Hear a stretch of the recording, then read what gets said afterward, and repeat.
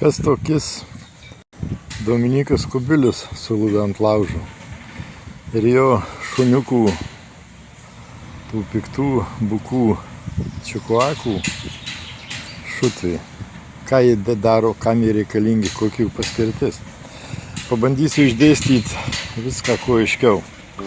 Visi prisimenam dar prieš 40 mečius, kai buvo gąsdinama žmonės, kad nekalbėtų nieko prieš valdžią. Tada buvo sukurta teorija rusai puola. Tylėkit, nieko nesakykit prieš valdžią, nes pasinaudos Rusija. Manau, atsimenat visi. Vogiai, grobstymas vyko tais laikais nerealus, pedofilų klanai, ypač Garliavos. Tenai visi, kurie Garliavoje ėjo prieš pedofilus, buvo kaltinami. Rusai pasinaudos, jūs padedat rusam. Tačiau kur ta mušta jau išseko, niekas pradėjo netikėti, žmonės jau pradėjo kelt galvos, atsirado maršai šeimų, kurie už tradicinę šeimą, už tradicinės vertybės. Jie buvo pradėti kaltyti taip pat tarnystę Rusijai. Pažeminimai, patyčios iš jų pajuokos objektais buvo paversti ir daug kas patikėjo sistema, suveikė. Pašaipa yra veiksminga, aišku, kuriam laikui.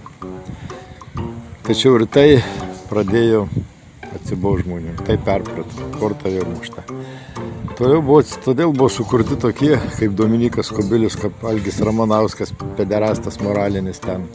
Ir vataruso fašistų tikėti keliuoja visiems, kas už laisvą Lietuvą, kas už tradicinę šeimą, kas už vertybės, kas prieš LGBT, kas prieš pedofiliją. Pakartosiu šį video, kurį skiriaus asmeniškai Dominykui Kubiliui.